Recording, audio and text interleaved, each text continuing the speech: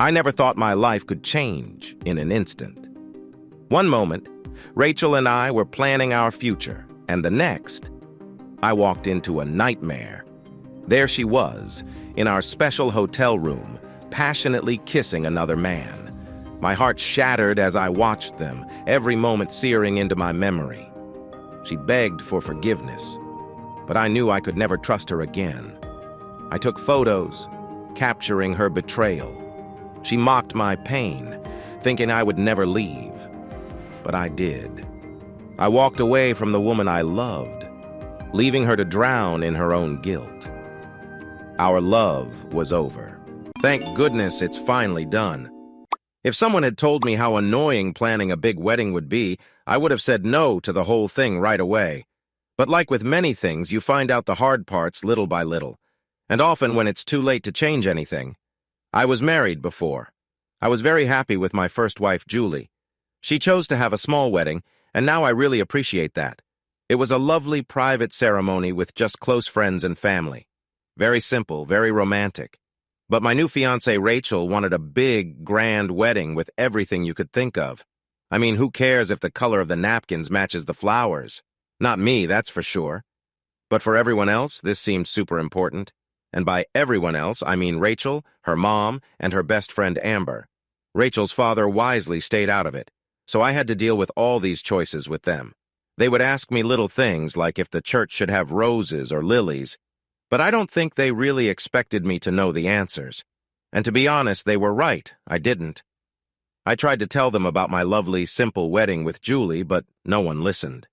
In fact, these comments seemed to make them angry, though I didn't know why. Yes, I had loved before, deeply, and I lost my dear wife in a horrible accident. But does that mean I can't ever talk about her? That she should be forgotten? No way. Rachel knew about Julie and my past from the start, and Julie would always be a part of me. After weeks of pretending to care about tiny details, I felt we deserved a break.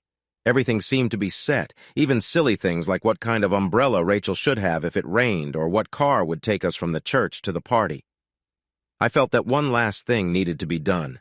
I needed to reconnect with Rachel, who seemed distant lately. I thought it was due to all the stress from the wedding planning. Rachel had known from the start about my life with Julie and had helped me through my grief. She lifted me from my deep sadness and brought me back to life. She was even understanding when I accidentally called her Julie sometimes. Over the months, I fell deeply in love with Rachel, maybe as much as I had with Julie. Though Rachel was patient, she did remove a few of Julie's photos from my home when she moved in. She was also sensitive when I suggested she dress more like Julie, so I stopped mentioning it. We argued about keeping some of Julie's things and decorating the house, but we worked it out. Our love grew stronger each day, and I finally decided to propose to her. She said yes, but not right away. That surprised and disappointed me. She had chased me so hard that I assumed this was her dream too. But she looked at me blankly for what felt like hours, but it was just a few seconds. Yes, Alex, I do want to marry you, but what? Alex, you know, some things haven't been easy for me here. What do you mean, Julie? She looked hurt. Oh, sorry. Rachel. I meant Rachel. Alex, you're a great guy. You've been through a lot. I believe you when you say you love me, but I'm afraid you still love Julie too. Rachel, please believe me. I'm just used to Julie's name. I love you. Only you. She burst into tears and hugged me tightly. Yes, Alex, I'll marry you, but please don't hurt me too much, okay? I won't, Rachel, I promise. That wasn't my best moment, but I hoped my mistake wouldn't cause too much trouble between us. There seemed to be a shadow over us after that, but I thought it was also due to the stress of wedding planning. My plan was to take Rachel on a surprise trip to the north for a wellness weekend. Her mood had been getting worse during the wedding preparations, even though she was very involved in them. Anyway, the planning was over now. All we had to do was actually get married. I hoped our surprise weekend would help improve our relationship. I was determined not to mention Julie or any wedding details. Wow, Alex. She even kissed me, which hadn't happened much lately. A romantic wellness weekend? Oh, honey, that's so nice, thank you. She seemed so happy, and I realized I had been tense, scared she would say no to my plan. But my surprise was perfect, just what we needed to fix our strained relationship. Yeah, I've been there before. The hotel is very nice. We arrived early at the hotel, and despite the bad weather, everything seemed perfect. The hotel was very nice, the spa looked amazing, and our room was just what we needed. I thought this would be a good time to get close to each other again. We could fix our relationship. Wow, this room is great, Alex. Yeah, when the weather clears up, you can even see the lake. It's really romantic. Oh, nice. How do you know? I've stayed in this room before. Oh, you've been here before. Yeah, I have, I said. I didn't mention Julie this time. Oh. She looked a bit surprised. Did you ask for this specific room? Yeah, I like it. I see.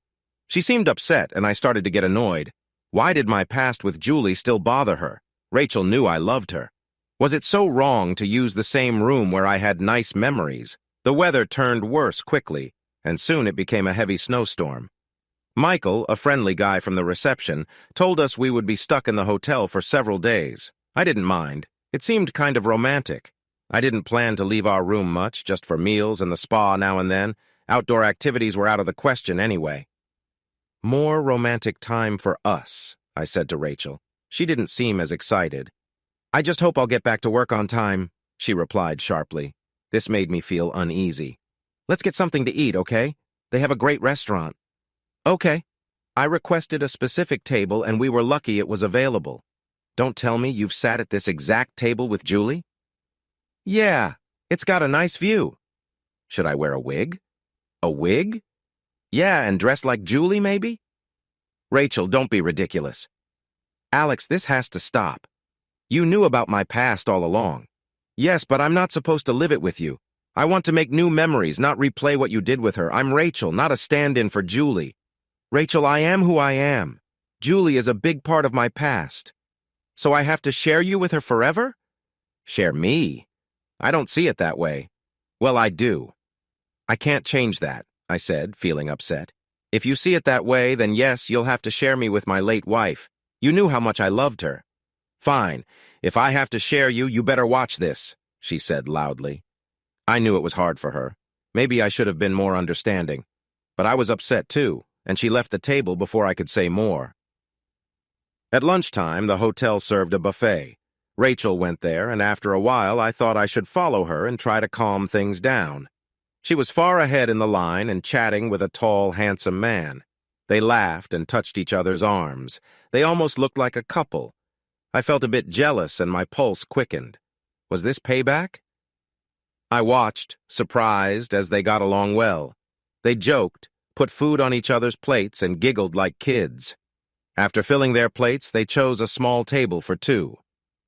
This made me uneasy. What was she thinking? I grabbed a chair from a nearby table and sat down with them. Hi, I'm Alex, Rachel's fiancé, I said, holding out my hand. The man didn't even look at me or shake my hand. I pulled it back, feeling hurt when Rachel giggled. That really stung. She was trying to hurt me. Rachel, what are you doing? I said, annoyed. People around started to notice. This was getting embarrassing, but it needed to be addressed. Rachel ignored me, continuing her conversation about small things. I stayed stubbornly at their table, feeling humiliated. They talked about their jobs, the hotel, and families. Rachel didn't mention me or our upcoming wedding. Rachel, you're such a wonderful woman. I'm glad we met here, and I can't believe you're here alone. Danny, you're very attractive, too. I'm glad we're snowed in. We'll have a great time. Rachel! I shouted. Everyone looked our way, but they still calmly ignored me. Not the best way to treat your soon-to-be husband, I thought, feeling angry. Then Rachel leaned over and kissed him. Everyone around gasped. That hurt, really hurt. I felt a sharp pain watching that. I'm not someone who likes to fight. I didn't know how to stop what was happening. I also didn't want to walk away and give up. She would definitely hear from me later, though.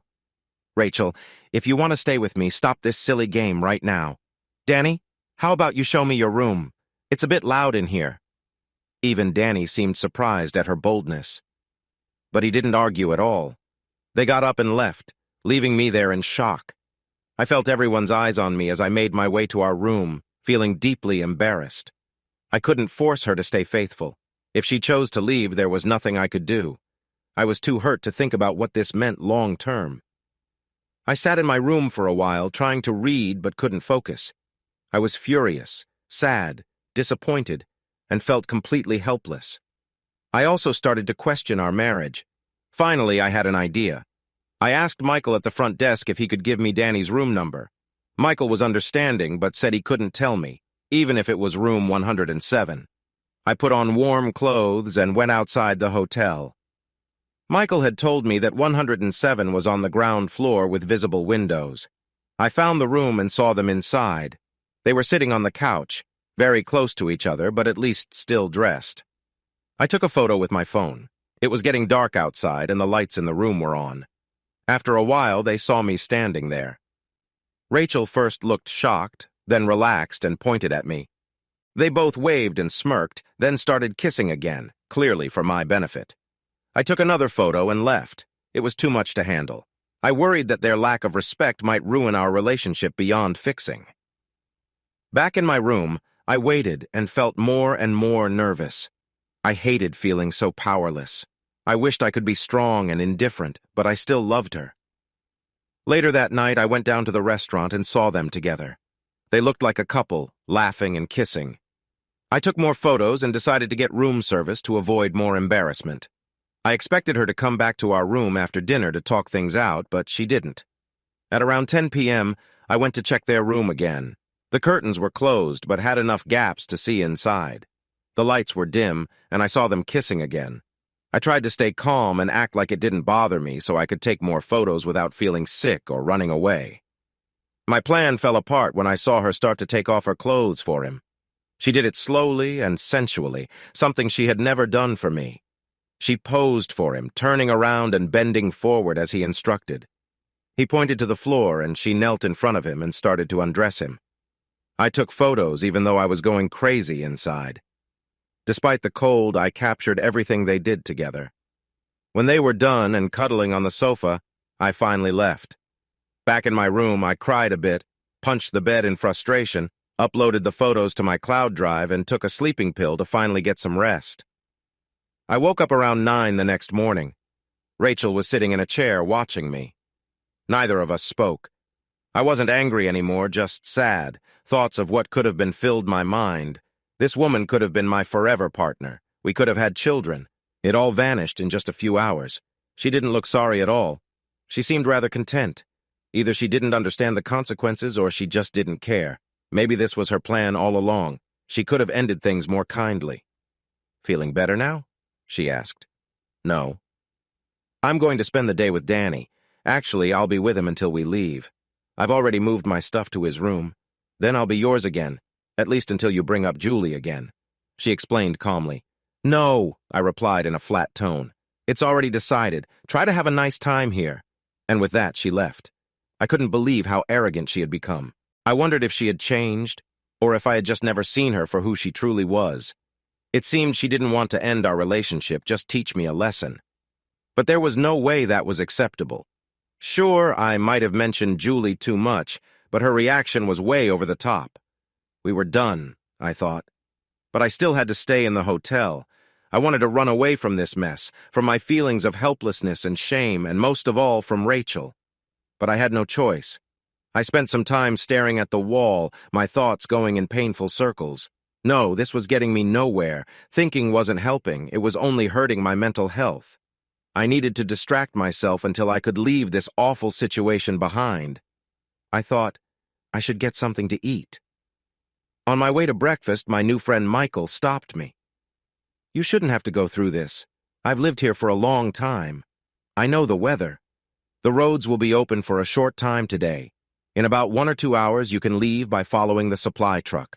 We won't tell the other guests for safety reasons, but you'll be fine with your 4x4. Around noon, the next storm will hit. Then the roads will be blocked for 3 or 4 more days. You shouldn't have to deal with that. I strongly advise you to go." He spoke with genuine concern. "Thank you, Michael." I meant it, and I tipped him well. It felt like he had just saved my life. Each moment here was making me feel worse. Just knowing I could leave made me feel better. I packed my things, checked out, and waited in my car for the supply truck to leave. It cleared the road a bit and could help me if I got stuck. But I reached the highway without any trouble. The drive home seemed to go on forever. My mind kept replaying what had happened, and my mood was as bad as the weather. One thing was certain. There would be no wedding. I would cancel everything. All those decisions about the wedding now seemed pointless. That made me feel a bit better. No one would ever know if the dessert was right for a winter wedding. I had stayed in our hometown mostly because of Rachel. I had better job offers elsewhere, including one really good one in San Francisco. It hurt to turn that one down, but Rachel wanted to stay near her family, and I agreed. Now I was free to see if the job was still on the table. I felt almost relieved. After what I went through, I felt a sense of freedom. New opportunities were ahead of me, a whole new life. For the first time, I thought I had really dodged a bullet. I wasn't married yet, and I could just leave without any consequences. But on the other hand, I hadn't proposed to her for no reason. I had loved her, really loved her. But her actions at the hotel made leaving her easier. Just thinking about recent events burned away any sadness that tried to come up. I knew the pain would come, but right then I needed to focus on my future. At home, I canceled all the wedding plans. The venue, the caterer, the DJ, everything. I sent out cards to all the guests. Due to unforeseen circumstances, we regret to inform you that our wedding is canceled. Neutral wording. I could have said worse things, but I didn't want to make it public. Then I called the San Francisco company and explained my situation honestly. Come over here, Alex. We'll find a place for you to stay, and you can have the job anyway. Actually, I'm glad your ex made that mistake. He even chuckled a bit. I had to agree inwardly. I couldn't laugh about it yet, but in some way I was glad too. If she had cheated 6 months later, it would have been worse. I was glad she showed her true self early. It still hurt, of course. Losing someone I loved hurt as much as the situation itself. I quit my job, packed my things in my car, and left our apartment. On a sudden impulse, I even messed up her underwear drawer, but it didn't make me feel any better. That was childish. But it was at least a token to show her how I felt. The drive to San Francisco would take 4 or 5 days, and I was looking forward to it. The loneliness, the silence, and the chance to think about my life. After 2 days of driving, feeling angry and hurt, my phone rang. This is Alex. Alex, honey, it's Rachel. We have mobile service again, thank God. Even the roads will be cleared soon. I didn't respond, too shocked. All the hurt came rushing back. Why did I even pick up the call? I had nothing to say to her. I should have checked the caller ID first. I couldn't believe how calm she seemed. Alex, are you still there? Yes. How are you? Not so well. Me neither. Alex, honey, did you cancel the wedding? My parents called me. Yes, I did. What did you expect? That I marry you? Seriously? Alex, please. I know you're hurt, but don't make this bigger than it is. This was just to show you how much it hurts to share your partner. I'm sorry it got out of hand, but I was so hurt and angry about all this Julie stuff. I'm really sorry. I wasn't thinking straight. It was a terrible mistake, but I'm yours and nothing needs to change. From now on, I'm a one-man woman. Maybe, but that man isn't going to be me. What? Alex, come on. I know you're hurt, but it was really nothing. This guy was never important. I was so mad at you and so hurt. Okay, what I did was totally wrong. Let me make it up to you, okay? I don't care how you explain this or how you see it. I just made up my own mind. And we're done. Shall I send some photos to your parents and ask them what they think? Alex, I hope I can leave here soon. We need to talk. Could you please pick me up? No. Why not? You're not my responsibility anymore, and I'm not even in the area. Alex, where are you? Don't make this so hard for me, please. Let's see. The sign says Kearney, Nebraska. You're kidding? No, I'm heading for California. I'm starting a new life without you. Alex! She started crying. Don't leave me, please. This meant nothing to us. I was just angry and things got out of control. I'm really sorry. Maybe it meant nothing to you. For me, it was a complete nightmare, the worst time of my life and the end of our relationship. Alex, please turn around. We can still fix this. No, I don't want to fix this. You've hurt me and embarrassed me for 2 days. This wasn't a momentary lapse. You had plenty of time to think about it, and you chose to hurt me and cheat on me, over and over again, publicly. You tried to shame me. I don't care about you anymore. None at all. Have a good life. I hung up. That hurtful person. The phone rang again immediately. I blocked her number. Finally, I could drive in peace. But my newfound calm didn't last. I hit the steering wheel now and then, not sure if I was angry or sad. The silence didn't last long. About an hour later, the phone rang again. Alex speaking. Alex, this is Carl, Rachel's father said. Hi, Carl. Alex, what's going on? You've canceled the wedding? Yes, well, Rachel actually canceled it with her behavior on our trip. Alex, it can't be that bad, can it? Let's see. She flirted heavily with another man at the restaurant. She ignored me when I tried to stop her from kissing him in front of everyone. She said she was going to his room, and did it. She spent the whole night with him. Then, she came to my room to tell me she would spend the whole weekend with him. The whole hotel knew about it. What do you think about that? I can hardly believe it. This must be some kind of misunderstanding. Do you want photos of that misunderstanding? I've got plenty. While they're kissing in the restaurant, in his room. They weren't discreet about it. They had fun rubbing it in my face. There was a brief silence. I'm sorry, Alex. You're right. She's obviously not ready for marriage. I apologize on behalf of my daughter. I hope we can stay in contact. Sure, Carl. I've always liked Sue and you. It would have been great to have you as my in-laws. Yes, it's a shame. What are you going to do now? I'm heading for San Francisco. I'm going to build a new life there. Good luck, Alex. You're a good man. Goodbye, Carl. That call hurt a bit again. My whole future had crumbled in a few days. Carl would probably have a serious talk with Rachel now. He was a no-nonsense man. During the rest of my trip, several friends called me. I gave them no details, but I think most had a rough idea about why Rachel and I split up. I promised to send them my new address once I had it. Finally, the calls stopped, and I could start my new life and leave the old stuff behind. Easier said than done. My thoughts kept returning to Rachel, to the good times we had, and to that awful weekend. After 2 months in San Francisco on a Friday evening, my doorbell rang. I slowly opened the door, expecting door-to-door sellers, but it was worse. Rachel was standing there, dressed nicely, looking beautiful but nervous. I quickly closed the door again. Of course, she rang again, but I turned off the doorbell. How did she find me? Where did I have to go? Bora Bora? I realized I couldn't avoid her if she really wanted to talk. Reluctantly, I opened the door. Better to get it over with right away. But she was gone. Good. I woke up at 9 in the morning. My doorbell again. I stumbled to the door, still sleepy, and opened it. Rachel again. Wordlessly, I stepped aside and let her enter. No need to delay the inevitable talk. At least this would end today. Still without a word, I went to the kitchen and made coffee while she watched in silence. I handed her a cup and took one for myself. We went to the living room, still silent, and sat down. We drank our coffee. She looked good. It was clear she had put effort into looking how I liked. But it didn't change my feelings. They were gone, and this realization made me calm. I could face her without any strong feelings. Alex, she croaked. She could speak, sort of. I'm sorry. I stayed silent. Not to make it harder for her, but nothing needed to be said right now. I behaved terribly. I just nodded. And I'm sorry it took so long to find you. You can mention Julie whenever you want. I'll just have to live with it. I felt so insecure. I thought you didn't really love me, that I was just a stand-in for Julie. You kept her pictures on the walls. You called me Julie sometimes. You had her picture in your wallet.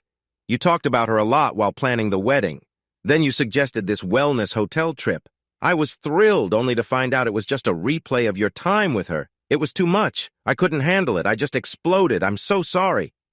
Rachel, I know I should have been more thoughtful when mentioning her. That wasn't nice, and I'm sorry. But that's no reason to publicly embarrass me and cheat on me blatantly. I know. Don't think I haven't punished myself for it over and over. We looked at each other in silence, unsure of what to say next.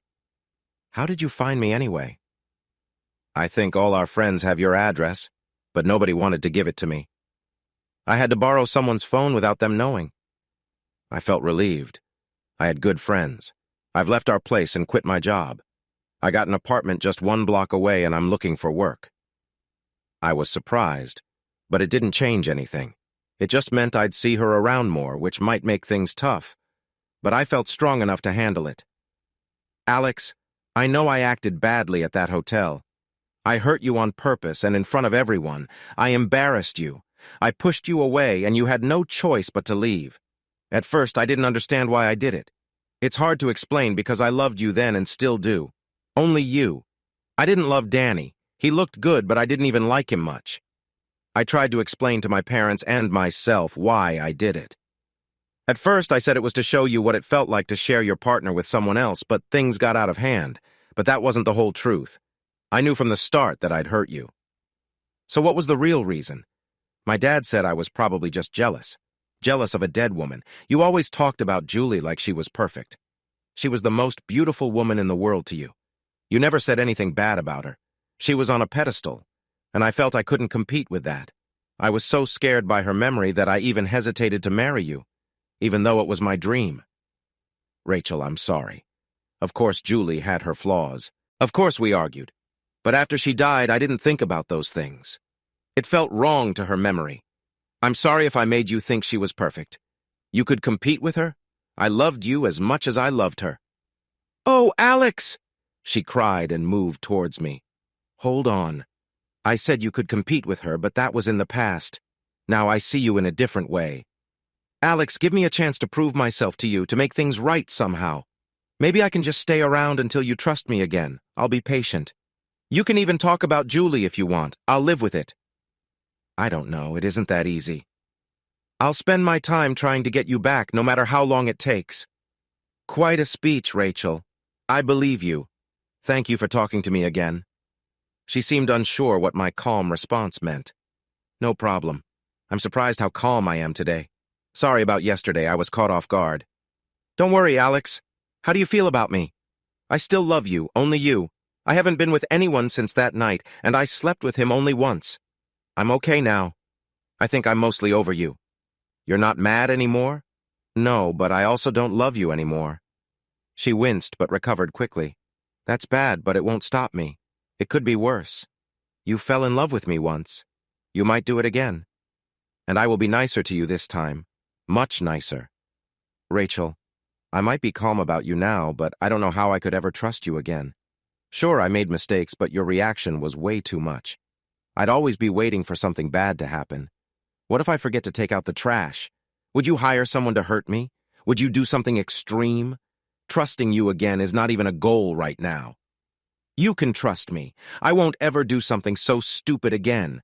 And if we get back together, we'll have a contract. If you leave me for any reason, I get nothing. No money, no access to our kids. The same if I leave you. You will get everything, but that won't happen. Kids? I laughed. Yes, if we get back together, I want some. Here's the contract. Surprised she had it ready, I read it and saw it was very strict. She would get nothing if we split up, not even custody or visiting rights for kids. I thought it wasn't even legal. Did Carl write this? Yes, it's that obvious. He really gave you a hard time. Yes, and so did Mom, and most of our friends. They all seem to know what happened, though I don't know how. Not from me. I only told Carl. I know. Keep the contract, it's already signed. You don't need to sign it, just put it in a safe. Okay, to honor Carl's work. But I wouldn't want to be with you because of a contract. And the main problem remains. I don't love you anymore. I don't trust you anymore. I'm not even sure I like you anymore. She looked shocked. Not even like me? Well, I understand. I hurt you badly. Alex, how about this? You show me San Francisco. I'm new here. This way you can see if I've changed just by spending some time with me. Let's just be friends. There it was. Did I want to avoid her? Would it look like running away from her? That would be weak.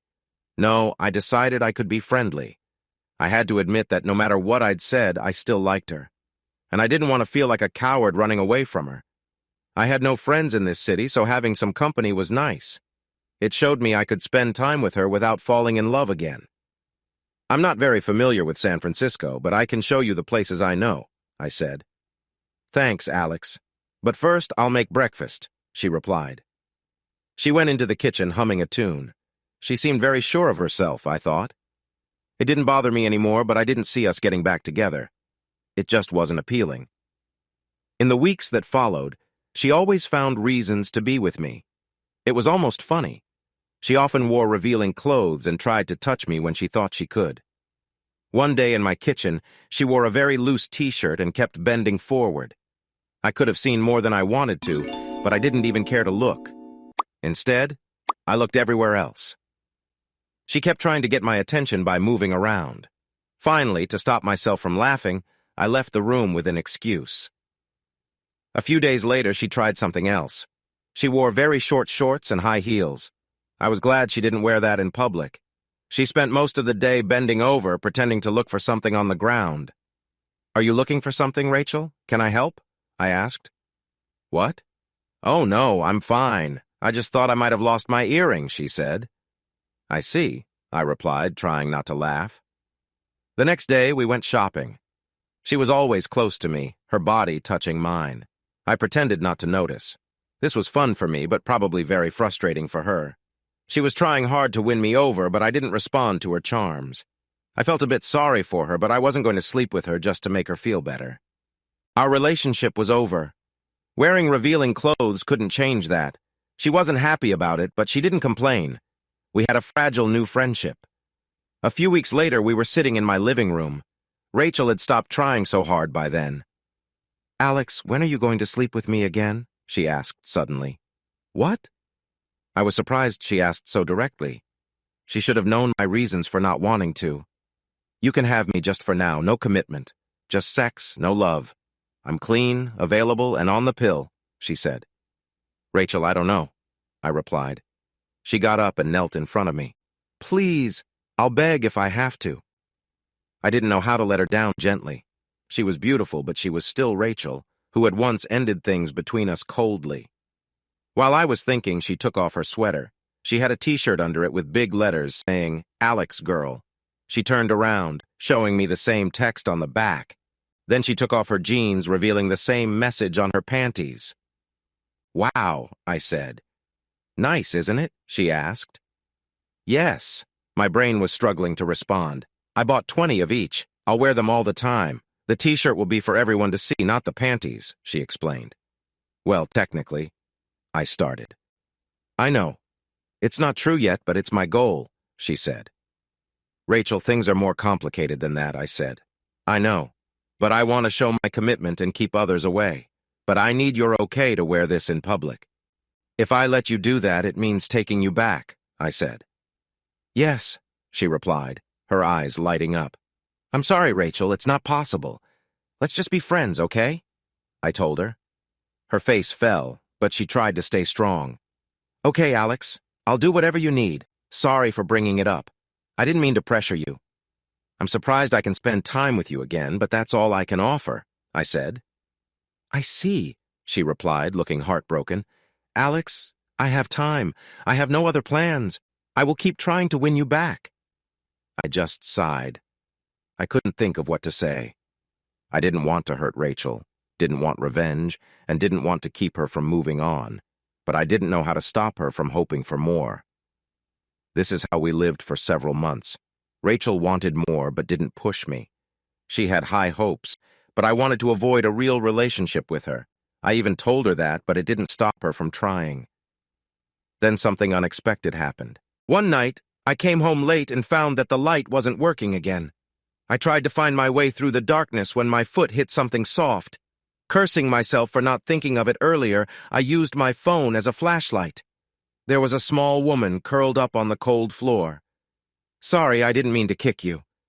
It wasn't the smartest thing to say, but it was all I could think of. No response. "Hello? Hello?" Still no response. What should I do now? I couldn't leave her there. So I picked her up along with her small backpack and took her into my apartment. She was very light. She was dirty, and under her messy blonde hair I saw a pretty face. She seemed healthy but was fast asleep. So I put her in the guest bedroom, covered her with blankets, and went to bed myself. Looking back, it might have been a strange thing to do, but I was really tired and thought it was the best idea at the time. I woke up confused because it was still dark. Normally I sleep until my alarm wakes me up. But this time, it wasn't the alarm. It was something else. To be honest, it felt like someone was using their mouth on me. It felt really good. I had been having a nice dream just before, so I didn't think too much about it. Before I could react, the feeling changed as if something else was happening. I should have said, "Stop, I don't know you." But all I said was, oh. I was half asleep and didn't protest, even though I should have. It was dangerous to do this with a stranger. But I didn't say anything as the woman made happy sounds and then went back to the guest bedroom in the dark. I briefly wondered if she was even human. Before I could think more about it, I was asleep again. Maybe it was just a weird dream. The next morning I heard her singing in the shower. She came out while I was making breakfast. She was very thin but had a pretty face and a nice smile. The situation was tense for me, but she seemed relaxed. She ate a lot, humming all the while. We didn't talk much, especially not about the night before. Then she just got up, went to the guest bedroom to dress, and walked to the front door. My brain was slow to catch up to what was happening. "Thank you, you're a really nice guy," she said, and then left. What just happened? Had I become slow, or was everything just moving too fast? I realized I had been with a woman without knowing her name. This wasn't like me at all. Was I becoming careless? No, I told myself I was just taken advantage of while I was tired. I checked the guest bedroom and it was neat, but when I emptied the trash, I found a needle. I felt a chill. Oh no, I thought. I've been with someone who uses drugs without protection. What have I done? A quick visit to the doctor showed no immediate signs of any disease. Some tests would take longer.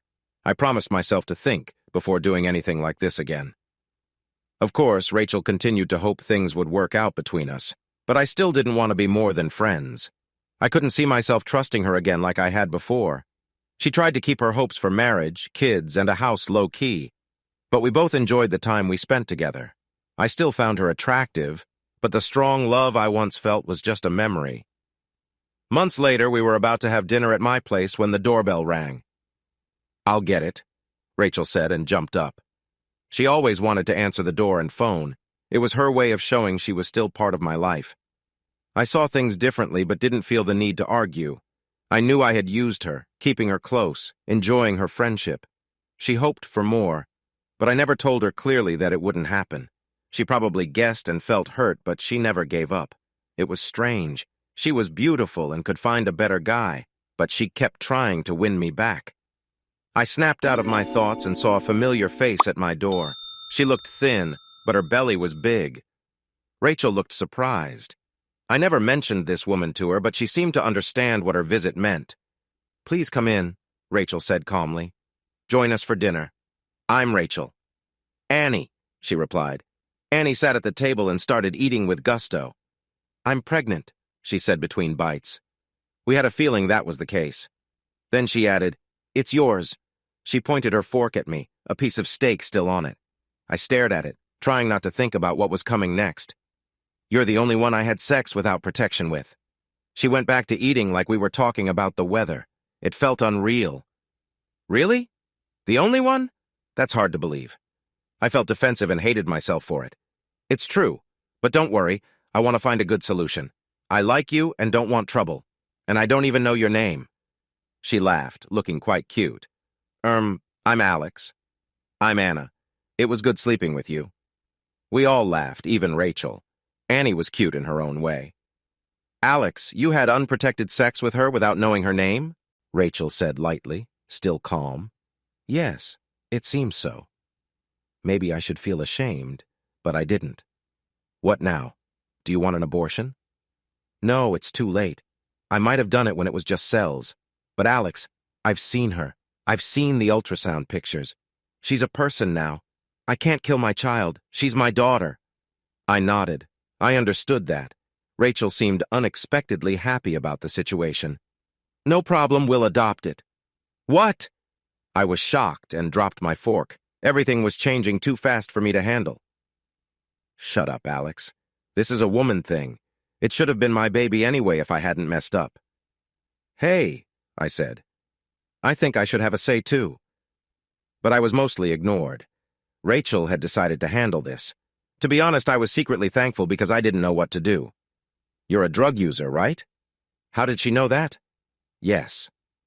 "And a prostitute?" "Yes, but only with protection. I'm healthy, so I know who the father is. I still don't know why I had unprotected sex with Alex. I think I was overwhelmed by how he helped me. No one had ever done that for me, and I was thankful and still a bit high. Always with protection. That's why I'm still alive, I thought, kicking myself for being careless. "Okay, then you can't raise a child." I don't know. But you can't take drugs while pregnant. It might harm the baby. Yeah, you're right. But I've been on hard drugs for a long time. You can't just stop. I've tried many times. I want to stop, but I may not be able to, even for my baby. I'm scared. I might not be strong enough. My life is messed up. The mood was sad now. Annie was near tears. Rachel looked worried, and I felt overwhelmed. So is mine. But keeping you away from drugs will be Alex's job. He's the father, after all. You will live here. He'll make sure you stay clean during the pregnancy. I will adopt the baby after, and then you can go and live your life. I was impressed by Rachel's offer to adopt the child, but I wasn't thrilled about being pulled into a relationship with her this way. Anna thought quietly, then spoke up. You might be right about the drugs. I would never forgive myself if I hurt my baby. I've hurt myself enough. She doesn't need to suffer. Okay, we have a deal? Rachel offered her hand. Yeah, Anna accepted. It felt like my fate was sealed. Being a man, I got up and cleared the dishes. The women talked about their plan and my life. I was glad I didn't have to make any decisions right now. Anna was set to sleep in the guest room. Rachel spent as much time as she could at my place during the day. I wasn't sure how to handle Rachel's assumption that we'd get back together, but for now, I kept quiet. I had messed things up with Annie, and I was just grateful that Rachel helped me out of it. The next morning, we all helped move Anna's stuff from her place to mine. Her place was really run down. I wouldn't have even parked my car there. Wow, your life was really awful, wasn't it? I asked her. Was? It sounds like it's going to change. Yes, it was awful, and it might get even worse. Hey, I'm not that bad. You ever heard of going cold turkey? You're not talking about food, are you? Funny. She was very serious. No, look it up, okay? And get your guest room ready because I'm going to feel really bad soon. Expect a lot of puke, so yeah, my life was awful and it's going to be horrible. I just hope my daughter will appreciate it one day. Our daughter. What? Really? This tough girl suddenly looked like she was about to cry. Our daughter. You're not alone in this. We did this together. Oh, Alex, thank you. She jumped into my arms and hugged me tightly. Rachel watched us warily. Do you have any vacation time left? I can take unpaid leave. How long? 2 weeks, I think. The first 3 days will be the worst. What can I expect? Only good things. You'll really see my ladylike side. I'll have the runs, throw up a lot, sweat a lot, shake like a leaf, yell at you, try to scratch your eyes out, and try to escape. Most of all, I will hate you. Great. And that's exactly what happened. Twice she almost got away while I was cleaning up after her. I had lots of scratches and bruises. The room would need a complete makeover. She yelled at me a lot, and I was glad nobody called the cops. But we made it through the first 3 days. I got to know all her bodily functions. None of it was fun. So there I was, sitting on the floor by her bed, exhausted. I looked at the shivering, miserable little bundle in the bed and wondered what I had gotten myself into. While I tried to clean her hair with a rag, I realized this wasn't some noble act that people would remember fondly. I didn't feel like a hero. I was just a tired, dirty guy helping a shivering, sweaty woman I had gotten pregnant without thinking. At least I hardly noticed the smell of puke, sweat, and other stuff anymore. This whole thing was embarrassing, disgusting, and mostly just depressing. And I was very tired. Her sleep cycle was all over the place, so mine was too. A few hours later, she was on her feet again, pacing the apartment like a caged animal. Okay, I'm through the worst now. I need some time alone now that I'm clean. I'm going to take a short walk. See you. I was still standing at the door. Alex, I'm okay now, seriously. I just need to be on my own for a while. No way, Anna. 2 weeks, then you can leave here. Alex, let me go! She suddenly screamed. No, Anna. Alex, please, I need it. Just something to soothe the pain. She started begging. Anna, come on, let's get you something to eat, okay? Okay. Her suddenly calm tone fooled me. She tried to run for the door a few seconds later, but couldn't open it. It wasn't even locked, but she was trying the wrong way. I remembered to keep it locked after that. Even in her mixed-up state, it seemed safer this way. A few days later, she looked a lot better. Her eyes were clear again, and she had regained some self-control. She wasn't sweating and trembling as much. Although she was still too thin, she looked quite pretty again, now that her hair wasn't all matted and her skin wasn't glistening anymore. The strange thing was that she had become really clingy and emotionally unstable, which was exhausting. I didn't know if it was the pregnancy or the withdrawal, but she suddenly wanted to touch, hug, and kiss me all the time, except when she wasn't crying in a corner or having a laughing fit. I couldn't help but join her emotional roller coaster. When she was sad, it made me sad. When she was silly, I often joined in. When she was clingy, I enjoyed being close to her. Suddenly, we were in bed together, being close again. It was surprisingly full of need and passion. I hadn't realized how much I wanted her until now, but I really did need her, and I was sure she felt the same. Helping her through the withdrawal had brought us closer somehow. I was still aware that I was being with a woman who had a hard life, despite my vows to never to go down this path again. But at least she couldn't get any more pregnant. And surprisingly, it never felt like being with a stranger. She was quite shy, actually. She even cried a little afterward and stuck to me like glue. I didn't mind at all. We were sitting on the bed afterward, and I was feeling content and still a bit surprised.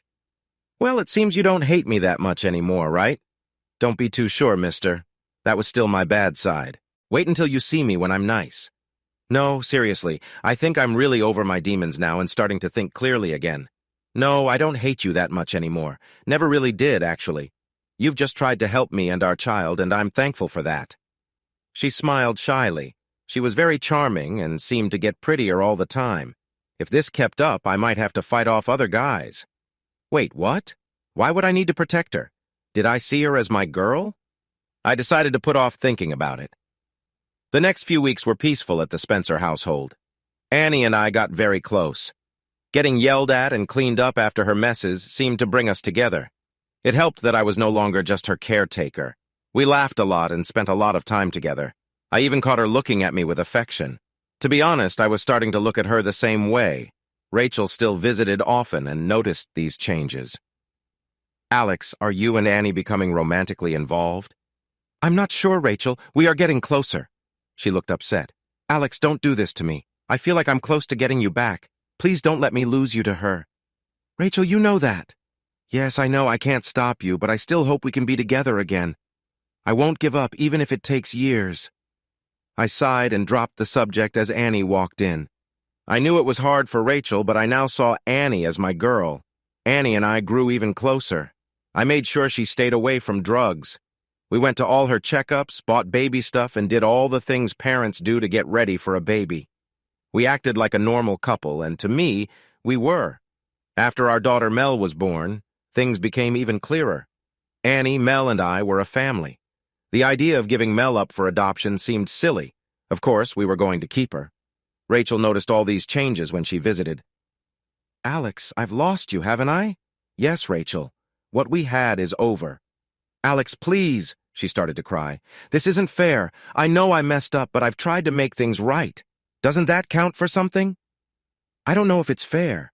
You had me, but you pushed me away. So we were free to find someone else, and that's what happened. It's not about fairness. It's just how things turned out.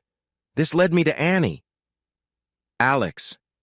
She was crying hard now. I hugged her. "Rachel, you're still young and beautiful. Find the right man and don't make the same mistakes again, okay?" "No." "Alex." "I'll wait for you." "No, don't. You can't stop me." I sighed. She was right.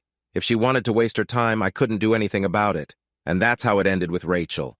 It was sad because I had loved her once and things could have been great. But I didn't love her anymore. I was falling for Annie. No, to be honest, I was already fully in love with her. She was clumsy, innocent, and very charming. She adored me and I trusted her completely, which was odd. I trusted the ex-addict more than my ex-wife, who had only messed up once. The following years brought a small civil wedding, raising Mel, and no more Rachel or drug problems. Life wasn't always easy with Annie. She had mood swings, but by then I knew her well and handled it. Being deeply in love helped a lot. Mel was fantastic. She had me wrapped around her little finger. Everything changed shortly after Mel's second birthday. I had just put Mel to bed and was ready to relax on the sofa. Just as I sat down, the doorbell rang. Reluctantly, I got up. Opening the door, I found 2 police officers standing there. "Good evening. How can I help you?" "Good evening, Mr. Spencer. I'm Sergeant Jacobs. Are you married to Anna Spencer?" "Yes, what's wrong?" I started to worry. "Mr. Spencer, I'm sorry to tell you that we found your wife dead." Could you please come with us? The rest of his words were a blur. I fell to the floor. I had kissed her goodbye only 2 hours ago. Was that the last time we saw her alive? She would never come back? I would never hear her laugh again, never kiss her again, never hear her curse when she stubbed her toe, never have her cling to me again, never smell her again? Annie, where are you? What happened? A police officer shook me after some time. Mr. Spencer, are you all right? Should we call an ambulance? What? No, it's okay. Turns out she died from a massive heroin overdose. I had no clue she was still using. One of the police officers told me he knew her. In a rough way, he said she had worked as a part-time prostitute. He said she was an experienced drug user, too experienced to make such a big mistake with her dose. He pointed out that the amount could have killed an elephant. They were sure she had taken her own life. I was shocked. I never had any idea. I realized I hardly knew this woman at all. She had lived a double life. For several days, I was completely broken. I couldn't work and could barely take care of my daughter, Mel. A week after her death, I was sitting on my sofa again. I stared at the TV, crying from time to time, feeling sad and unable to handle the situation.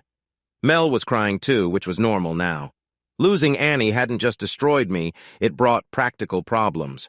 My vacation time was ending soon, and I needed to go back to work. How would I take care of Mel? I had no parents to help, no relatives nearby. Maybe I could hire a nanny. But could I trust someone? People I trusted had let me down before. Annie had deceived me after all. She loved me, but she lived a secret life as a prostitute and drug user while I was at work or on trips. She left me and our daughter without a word. Ding dong. Maybe turning my sadness into anger would help. No, that's too easy. She probably had her reasons. Maybe she was too weak to fight her addiction. Ding dong. Maybe she was blackmailed or she lost hope. She must have been desperate to leave her daughter behind. No, I couldn't be angry at her. She was a good person who was too weak for this world. Ding dong. I realized the doorbell had been ringing for a while. Damn. I should do something about it, right? Ding dong. Mel was crying too. What could I do? I had tried to feed her and failed to rock her to sleep.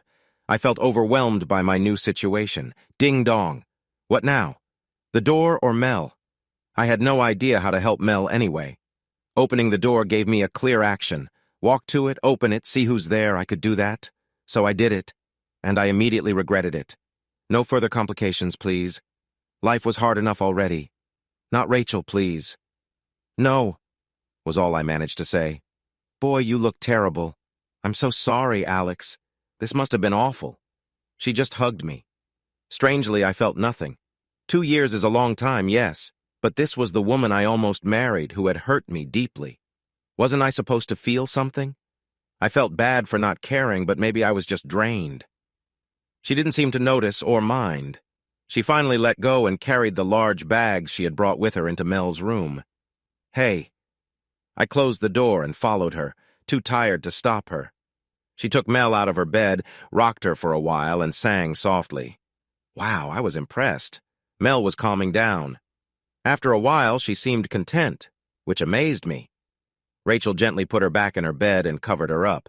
Then she walked into the kitchen, acting like she owned the place, and started unloading her bags. She prepared some food for Mel. How do you... I've read all about it. What? When? When I heard about Anna's death. I knew you'd be in trouble, Alex. She was being casual while handling the task, but she gave quick glances my way, showing she wasn't as calm as she seemed.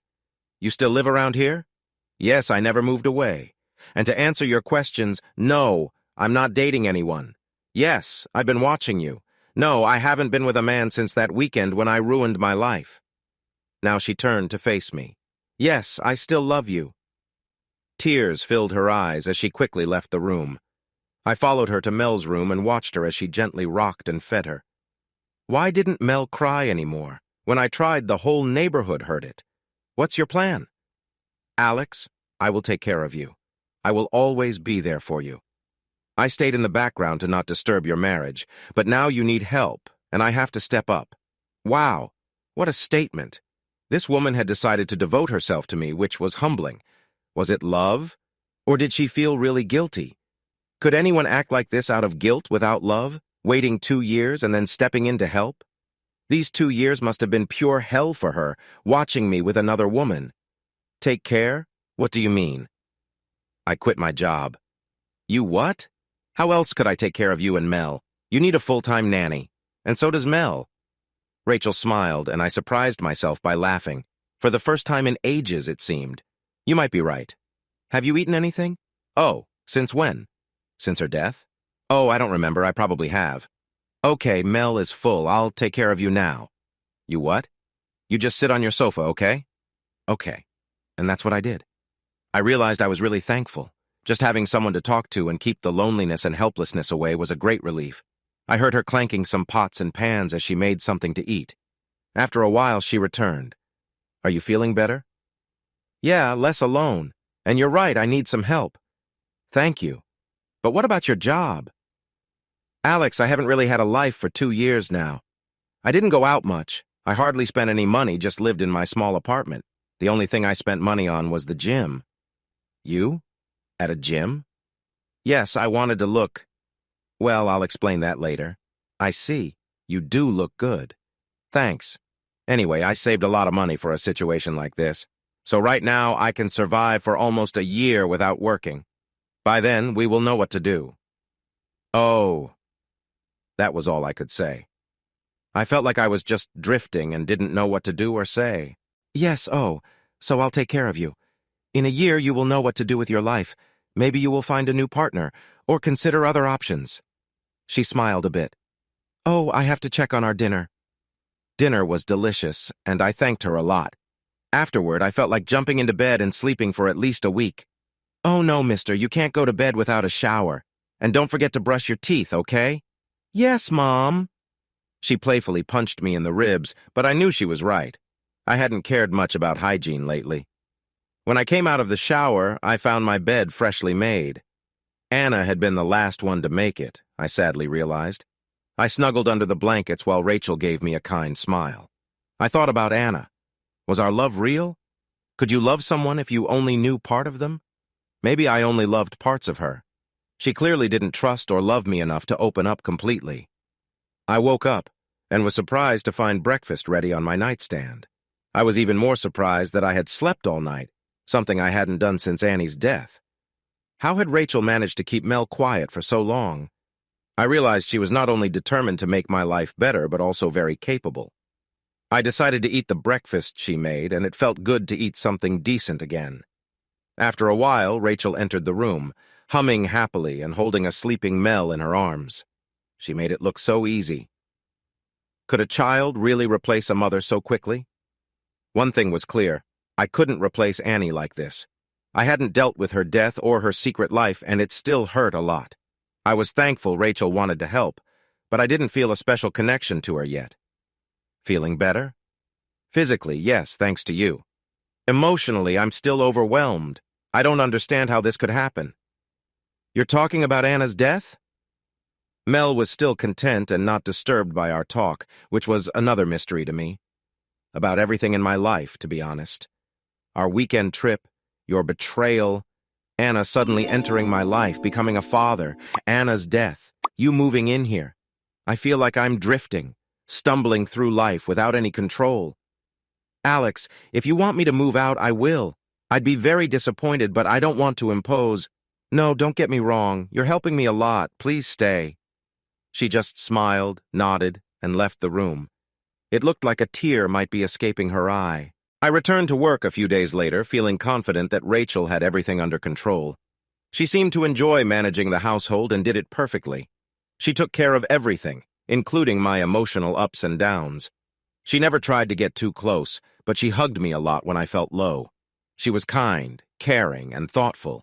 She was the best friend I had in the time I needed one the most. In short, she was great. Alex, I need to visit my parents for the weekend. They need my help. It's been almost 2 months since Annie's death. Do you think you can handle being alone for a few days? Could I? Yes, probably. I felt stronger and more stable. But did I want to? No, I suddenly realized.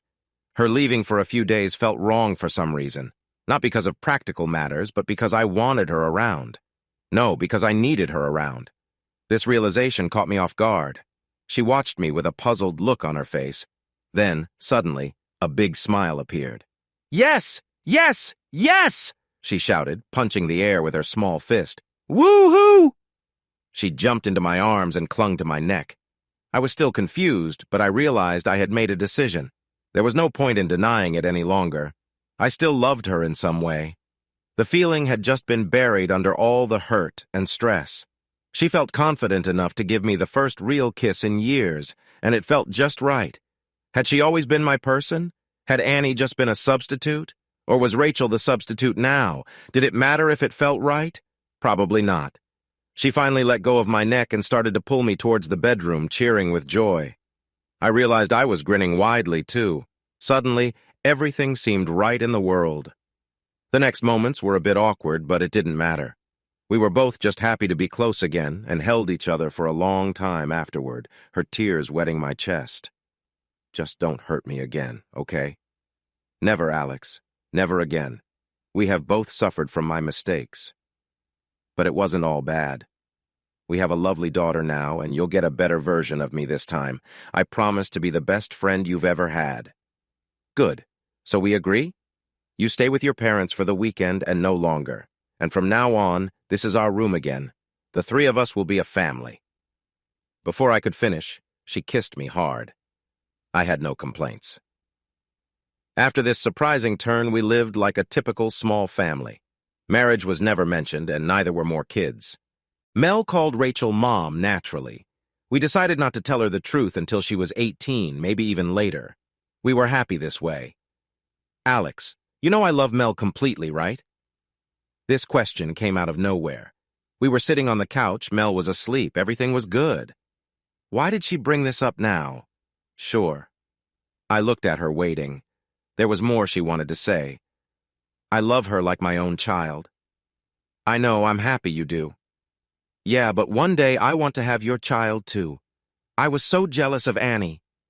I thought about it for a while. "Why don't you—" "She was home anyway to take care of Mel. We shared money and lived on my income." "What?" She got emotional, stood up, and looked at me with tears in her eyes. She almost seemed scared. Why shouldn't we have another child if she wanted to? I was confused by her strong reaction. We already lived like a family. "What's the problem, Rachel?" "You'd trust me enough to have a child with me?" Good question. Did I? Yes, I trusted her again. She had proven herself. Yeah, I do. "Oh, Alex." And then she hugged me tight and started to cry. I still didn't understand her reaction, but it felt good. "Thank you, Alex." "Rachel, calm down. I'm glad you asked first and didn't try to trick me." No, she cut me off. "I'd never do that." "I know." And I did. "Let's go for it if you want to. How many do you want?" "Let's start with one. I need to stop taking the pill, but we can try right away." And that's what we did. We finished our dinner. Today, I cooked a special meal. Candles, white tablecloth, 3 courses. Rachel was surprised, but got a bit nervous. I don't usually do this, and she was starting to get suspicious. I needed to act soon, so I went around the table and got down on one knee. Her jaw dropped. I took out a small box. "Rachel." "Yes." "Would you—" Yes, Alex, absolutely, I will." "Mary!" She hugged and kissed me so hard I fell backward, her pregnant belly bumping into me. "Thank you, Rachel." "Are you kidding? Thank you. I will keep thanking you every day. Oh, and you still have that contract." "I do, but I think I won't need it." "You won't." "And Rachel, one more thing. It's about Mel. She needs a mother." "But she already has one." "Yes, but not legally." Rachel just looked at me and tears filled her eyes. "Alex, you're going to get lucky tonight," she managed to say between sobs. "And for the rest of your life." And I did. Now we're back to the present. I'm lying by the pool in our backyard. My beautiful wife keeps glancing at me while I play with our son. Our wedding was small, just in time for her dad to see before he lost his fight with cancer. Before the wedding, I watched for any signs of trouble returning. Rachel knew what I was thinking and just smiled. "It won't happen again, Alex. Not this time. I've learned my lesson." She was right. I just hope marriage is easier for others. I knew it would be hard, but our journey seems a bit much. Dear readers, if you've read up to here, the story ends now. What follows is an alternate ending for readers who prefer a quick finish. It's not connected to the story, it's just for fun.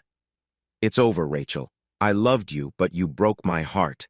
No! She cried. Alex, please give me another chance. I see now how dumb I've been. It won't happen again. I love only you, Alex. It's too late, Rachel. By the way, your lover Danny tried to confront me. He didn't know about my past in the Navy. He may have a big ego, but he lacked fighting skills. Is he badly hurt? Not too much, but he won't walk or cause trouble for a while. He didn't understand it was a secret mission. I'm so sorry, Alex. Oh, and don't worry about the $15 million. It's safe in my offshore account. Alex, I know it looked bad, especially when I tried to trick you, but it was never about the money. All I wanted was you. But you can't have him anymore, a female voice behind her said. Rachel spun around in shock. And who the heck are you? I'm Sasha, Alex's new fiancée. Sasha looked younger than Rachel, almost like a supermodel, with an eye-catching figure. And since I have my own private investigator firm, we've got all the proof we need. Your embarrassing video will be everywhere online if you're not careful. You're finished, Rachel. Alex and I are meant to be together. No! Rachel's scream was as loud as a jet engine. Yes, you had a good man and you tossed him away. Now he's mine and I'm already expecting twins. Goodbye, Rachel. I really loved you, but we're done for good. Rachel realized at that moment how foolish she had been to mistreat Alex. But now it was too late. Yeah, actions have consequences. Story 2. This drive is painfully boring. The miles seem endless on my way to Florida. Boring. It's early morning and I'm so bored I could scream. The day doesn't look promising at all. I could call a friend to pass the time, but my phone's dead. I forgot the USB charger, so it's useless. Without it, I can't even play my music. Everything is just more boring without my tunes. To my right, I see a small, sleepy town in Louisiana. On my left, a dark sedan is passing me. My fuel tank is half full. No need to stop and prolong my boredom. Why didn't I take a plane? Taking the new car for a long drive now seems like a dumb idea. I glance to my right and notice a bunch of cows. One is brown and the rest are black. Not super exciting, but better than nothing. I imagine locals watching them in awe every day. On my left, I suddenly see a gun pointed at my head. Instinctively, I slam on the brakes. My side window shatters and I see a highway exit through the other broken window. Still braking hard, I steer toward the exit, missing it by a hair. I floor the gas pedal again, flying across some grass until I hit the road. I check my rearview mirror. No one's there, just an empty highway exit. I feel oddly calm, considering what just happened. Shouldn't I be more scared? Maybe shaking or panicking would be more fitting? But survival is my top priority right now. Who wants me dead? I've always been a nice guy, never messed around with anyone's wife, at least not that I know of. My only crime was stealing an apple when I was 8, and I doubt Mr. Thompson, the fruit seller, is out for revenge. Maybe it's all just a weird coincidence, or some crazy Louisiana welcome? Nope, no such luck. I see the dark sedan speeding down the exit after me. I push my car to its limits. Luckily, I bought the more powerful engine, though I didn't really know the difference back then. 8 cylinders just sounded better than 6. My car speeds up, but they keep pace. Suddenly, a bullet breaks my front window. Crap. I duck my head, feeling foolish.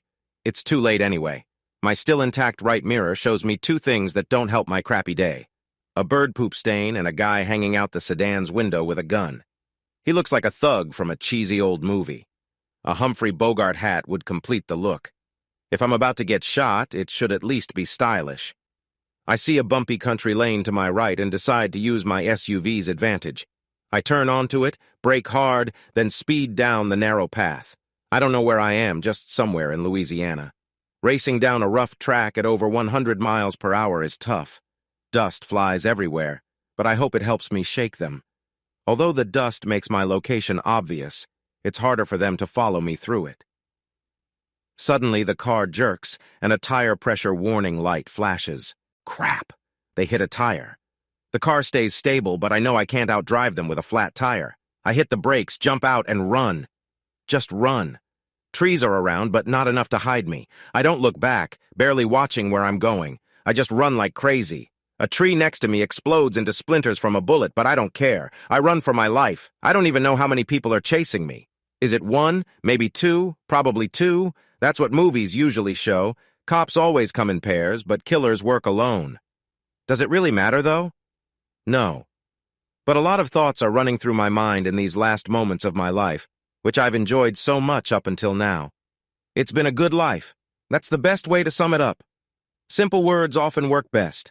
And it's sad that this good life is ending so soon. I'm only 29. The thing is, oops, gotta watch out for this tree root. I've hit the jackpot in life. Even if it doesn't look like it today. Jump over the mud puddle. I'm pretty good looking. I don't think so myself because I generally don't care about looks. But many women who like me have told me so. And I don't care what men think. Here's a fork in the path. I'll take the left one. Why not? I don't know where I am anyway. It doesn't matter where I run, just that I keep running. I don't run because I think it'll save me, but because it's a habit. My phone is dead. The number of cops I see is 0. The same goes for people. I'm unarmed, not trained to fight, and I've never been a soldier. I'm a peaceful guy. Oops, better run on the grass. The path is too muddy and slippery. So I'm in big trouble. A professional killer is after me, and I'm just an unarmed, unskilled guy living an easy life. My only fight was with a kid named Timmy Burns when I was 11, and I lost. They would probably still get me even if they ran out of bullets. I've been spoiled, definitely. Born rich, heir to old money. I was smart enough to finish college without wanting to work as a lawyer. I lived a life of luxury, did meaningless things, never really helped anyone. I wasted resources that should have gone to more hardworking people. That's the truth. I've been useless. No kids, no responsibilities, just a waste. I never saw it this way. Too busy being me. Driving fancy cars, chasing beautiful women, living in nice houses, traveling. But now, running down this muddy path somewhere in the South, it's clear. Mankind doesn't need me. No one will care. That's a harsh truth, and it's too late to change. But I do have one thing going for me. I've always been good at sports, and I run a lot. I think I've kept a good pace so far. I can't hear anyone behind me, and even the shots have stopped. Okay, I'll take another left path. I might have put some distance between me and the killer, or killers. There might be 20 of them for all I know. I laugh thinking of many men in black suits stumbling down this path, but truthfully, probably not more than 5 killers would fit in that old car. At least I won't die as clueless as I lived. Now I have a strong idea who wants me dead and why. This situation is partly my fault. I come around a bend and find myself in a clearing. It looks like a trailer park. About 15 trailers are scattered around randomly. Not 2 of them are lined up the same way. They look like toys dropped by a giant child. It's silent, not a single person around. The trailers have odd decorations, lights, colorful lamps. The place looks cheap and tacky, but in a consistent way. Well, I can't be picky. I run to the nearest trailer, avoiding one with a Jesus Loves You sticker. It doesn't seem right in this situation. I pound on the door, hoping for safety. "I'm off service. My light is off," says a bored-sounding woman from inside. "What is this, some kind of forest brothel? I'm running for my life here, but someone is home and talking to me even if it's through a door. Please open up. It's important. It's a matter of life or death. You have to help me." The door opens quickly and I'm pulled inside. It's dark, and once my eyes adjust, I see a blonde woman. Her face isn't just pretty, it's stunningly beautiful. She has the sharp features of a classical beauty. What is she doing here? This seems wrong. Someone as beautiful as her shouldn't live in an old trailer in the woods working like this. It doesn't fit with life rules I've known. She's a bit shorter than me and looks at me with her hands on her hips. Her makeup is heavy and tacky, but maybe that's what people here like. With some changes to her look, she'd be incredibly beautiful. I hardly notice that the trailer is filled with books, which surprises me a bit. So, "Sorry to bother you, ma'am, but someone is following me and, to be honest, is trying to kill me. My name's Josh." I reach out my hand, hoping it will make things less awkward. I really need her help. She looks at my hand before slowly shaking it. "Hi, Josh. I'm Mia." She keeps holding my hand, which I see as a good sign. The thing is, life here isn't perfect. But I've gotten used to it, and I plan to stick around for a while. I'm 26, and that's too soon for me to die. So while I'd like to help, I don't see why I should risk my life for a stranger. For all I know, you could be the bad guy. Wow, she may live in a beat-up trailer in the middle of nowhere, but she's certainly not dumb. She's actually pretty smart and funny, especially given the situation. I'm not the bad guy, I swear. Given the circumstances, I should probably say more. My life depends on it. This might be the first time my charm fails me since that slap I got from Peggy Andrews back in 10th grade. Give me one reason to help you. Think about the alternative. You send me away, I get killed, and you'd have to live with that. Risky. I'm playing the guilt card. I'm not proud of it, but I'm desperate. So you're betting your life on me having morals? I'm a prostitute. I'm still holding her hand, squeezing it gently. Why should a prostitute have fewer morals than anyone else? I don't like playing the guilt game, and this isn't your problem. But I really want to live, and I'm desperate. Getting killed would really ruin my day. Her expression softens, and I hope I've convinced her. Considering how I look, dirty, sweaty, in torn clothes, that would be a miracle. She sighs heavily. Okay, what do you need? Could you call the police? My phone's dead. Sorry, we don't have any service here. No phones at all. This place is as off the grid as it gets. Damn, I need to survive for... I check my watch. 15 hours. Until midnight. Then I'll be safe. She looks thoughtful for a moment. Then she seems to make a decision. I hope it's the right one. The one that will keep me alive. Follow me. She leads me to a wardrobe. Mia, these guys are really bad. They'll definitely look here. We need a better hiding place. Trust me, we know about this stuff. We have some illegal immigrants living here. She opens a hidden door inside the wardrobe, revealing a small hiding spot. Wow, you're right, I say. This might actually work. Get in. They're already looking for you. 2 guys. Thanks. Thank me later if I'm still alive then.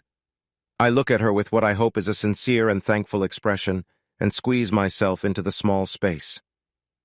She closes the door, and I'm enveloped in darkness. I can only smell the slightly musty air in here, hear her feet shuffling outside and some birds singing in the trees. Then I hear loud knocking on the door. Open the door, you worthless whore! The demand is crude and angry.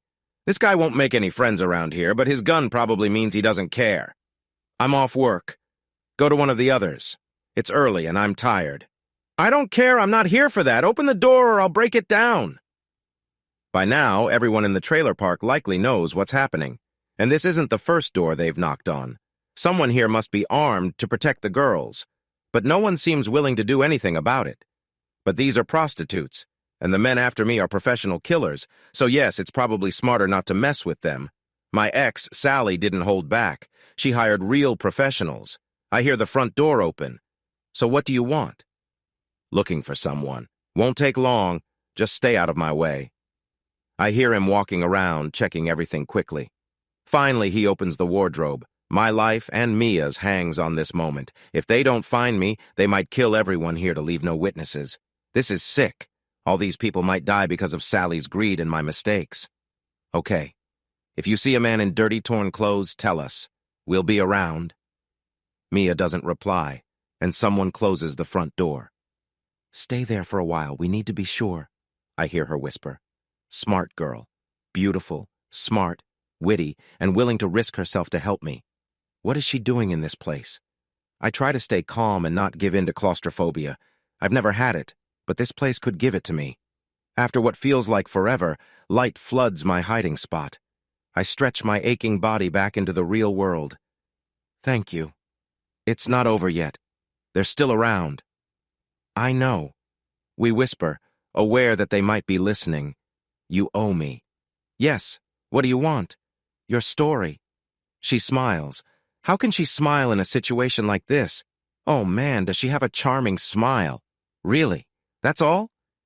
I never said that's all, but it's a good start. Okay. My voice cracks a bit.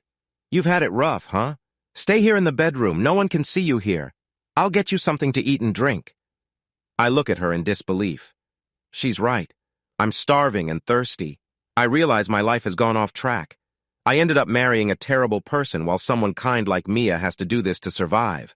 I assume she's desperate. I can't think of another reason for someone like her.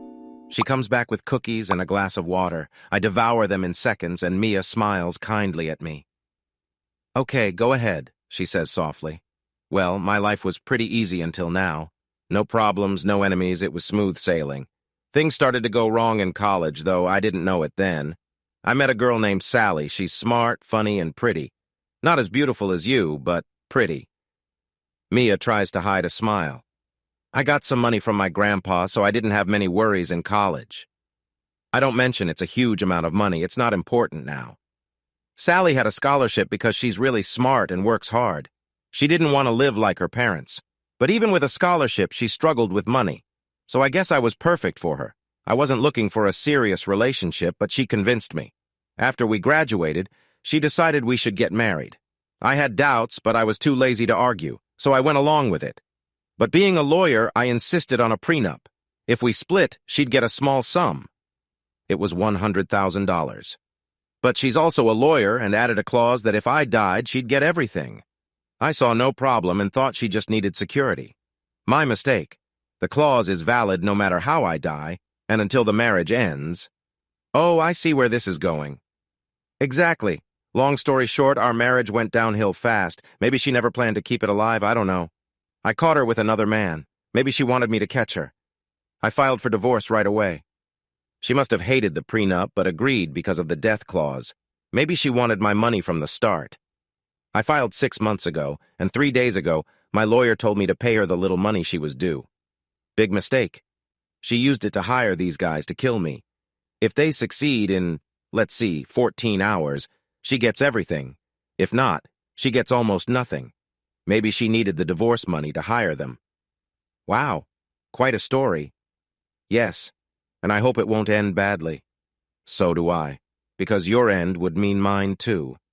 Wait, this is going the wrong way. So what's your story? Oh, it's a sad one. Do you really want to hear it? It can't be worse than mine. Oh, it can? Short version. My dad died when I was 14. My stepdad was a drunk who beat me and hurt me when I turned 16. Then he sold me to some bad people and I ended up here, unable to escape, waiting for someone to save me. She looks very sad. I'm shocked. Really? That kind of thing happens? That's horrible, Mia. Josh, you're sweet, but you're too trusting. I can't just let you leave without some help. You won't stand a chance against the next bad person you meet. You're just too nice. What's the point of saving you if you can't survive on your own? What? I don't get it. Josh, you believed that? She starts laughing quietly. I was raised in a good home and did well in school. But after high school, I didn't want a regular job. It made me sad. So I decided to work in this business. It seemed easy. Oh, now I chuckle. You trickster. She playfully punches my arm and we both try not to laugh too loud. She has the same dry humor that made my ex call me a cold fish. But that's not true. I'm actually quite emotional.